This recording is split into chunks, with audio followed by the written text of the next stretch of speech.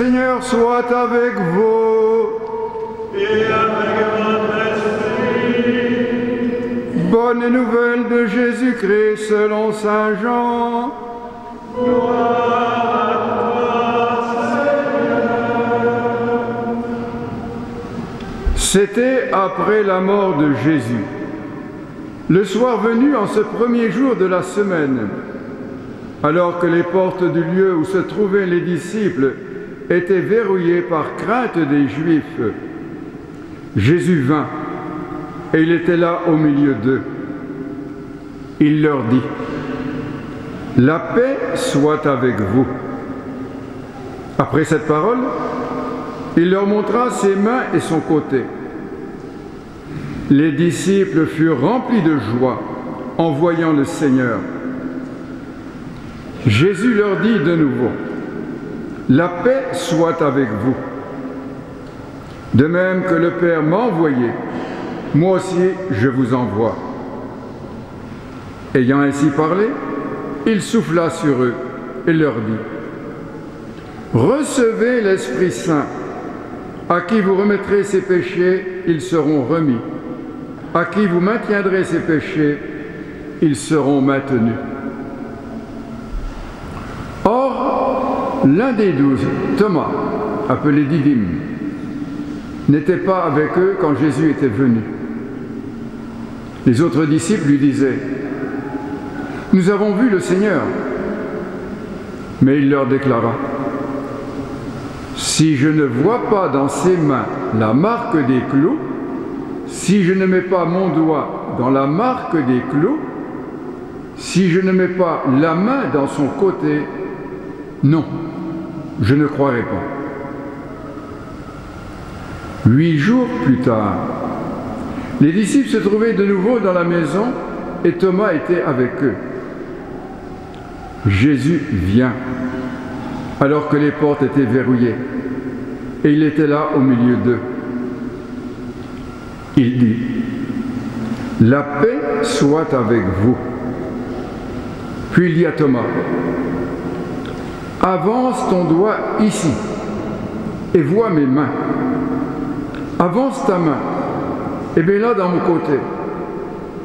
Cesse d'être incrédule, sois croyant. » Alors Thomas lui dit : « Mon Seigneur et mon Dieu. »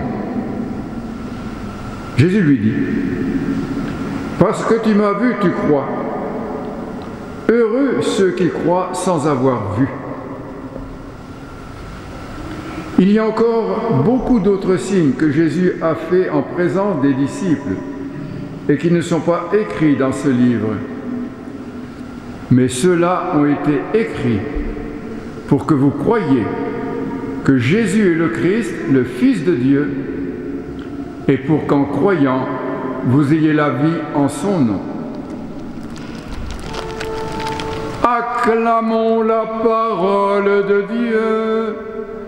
Gloire à toi, Seigneur Jésus.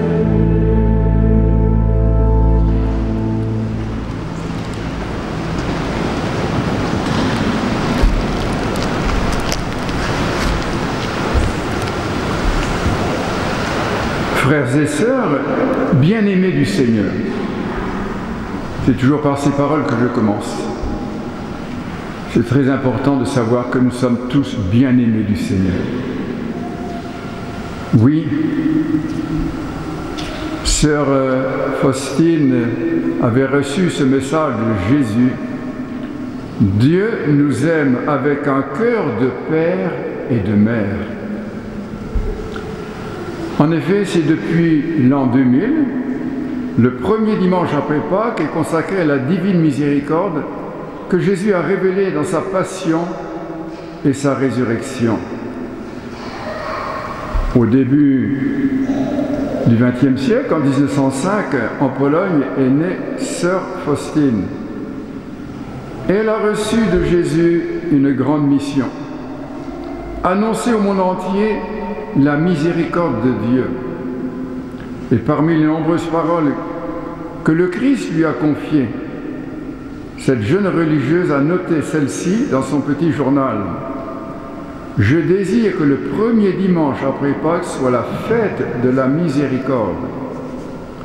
Et ensuite, c'est notre pape polonais, Saint Jean-Paul II, qui exaucera cette demande de Jésus, le jour même de la canonisation de la sainte compatriote de Saint Jean-Paul II, et cela en l'an 2000.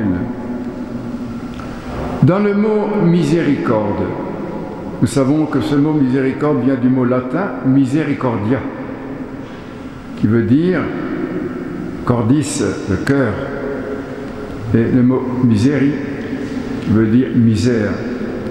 La miséricorde divine, c'est le cœur de Dieu qui se penche sur le cœur de l'homme, qui est saisi de compassion à la vue de toute souffrance humaine. Et dans ce message que Sœur Faustine reçoit, il est dit « Il n'est pas de misère qui puisse se mesurer avec ma miséricorde, a dit Jésus à Sœur Faustine. » Autrement dit, voilà le message.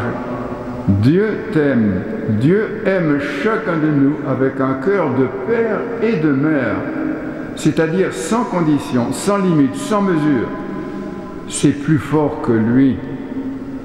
Même si tu commets la pire des bêtises, même si tu te blesses, il te pardonnera et continuera à t'aimer. Chaque jour, Jésus nous prend la main, il nous tend la main, il nous relève toujours de nos fautes. Ainsi, l'évangile de ce dimanche qui nous montre Thomas qui va s'approcher de Jésus, qui va voir ses plaies, son côté transpercé. Thomas qui a douté, qui doute. Il nous faut réfléchir sur ce sentiment d'incrédulité.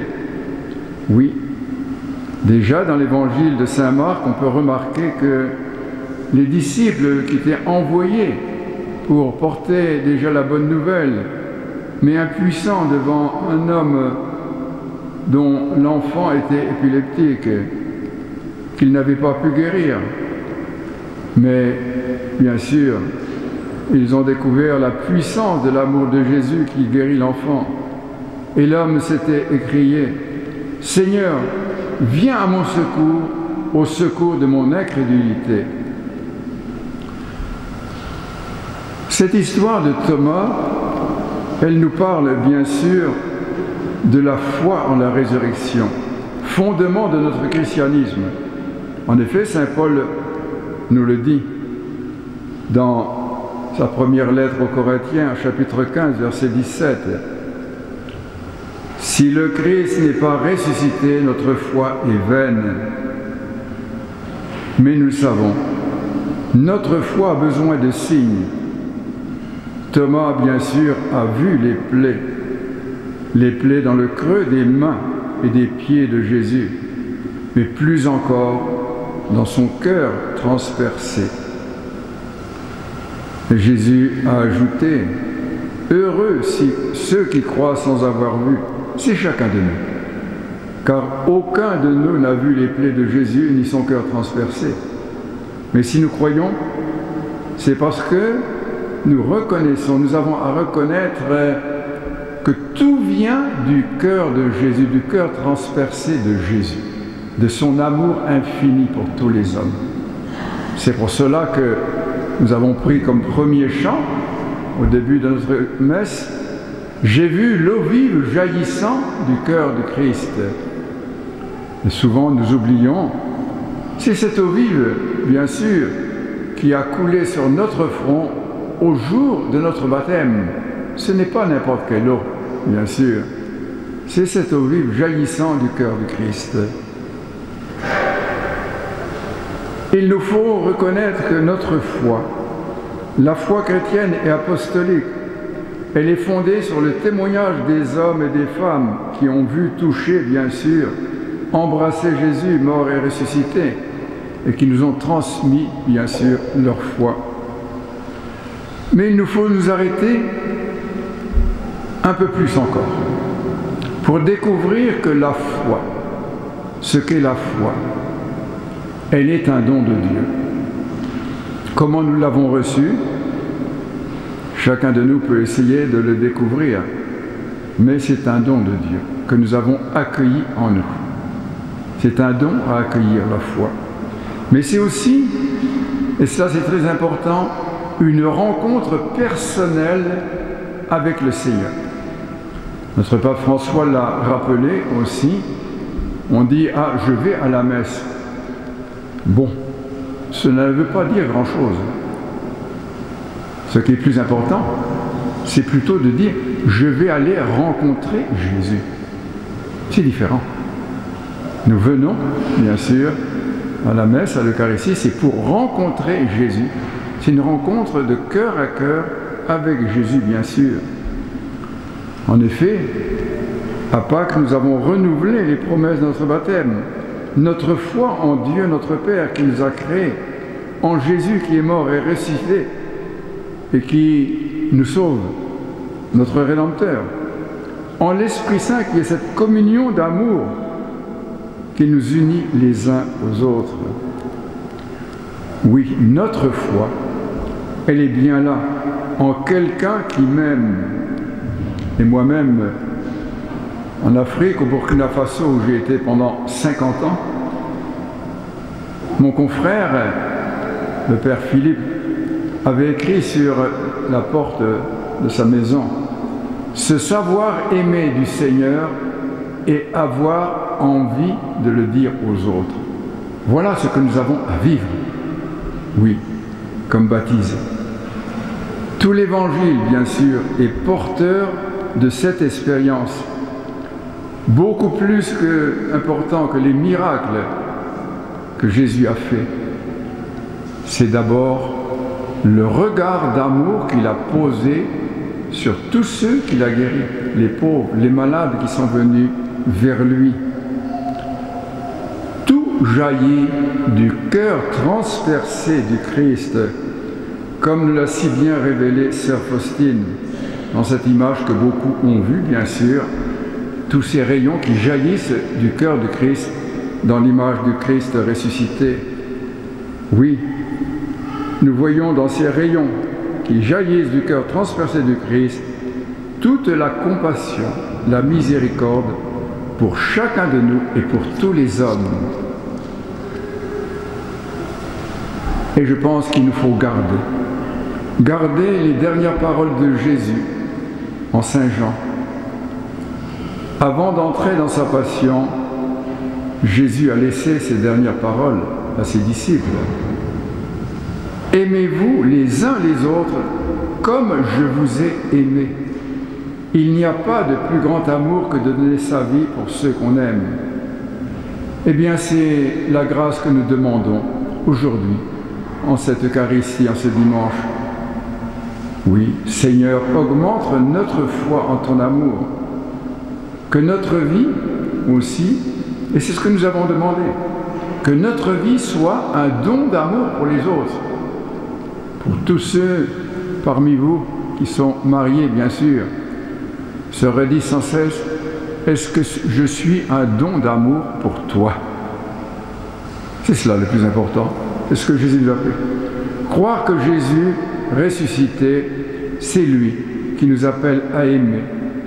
Et cela en faisant très attention, dans le respect des différences de toute personne, et surtout des pauvres, des plus petits, des malades vers qui il nous envoie.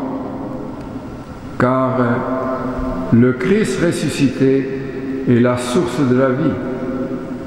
Pierre Teilhard Deschardins nous dit que nous marchons vers l'unification dans le Christ, vers l'oméga, parce que nous avons été plongés dans la mort et la résurrection du Christ. Alors, demandons au Seigneur qu'il nous donne de témoigner et de vivre de son amour et de sa paix, car c'est la première parole ressuscitée qui dit à ses disciples que la paix soit avec vous. Nous le demandons à lui qui vit et règne pour les siècles des siècles.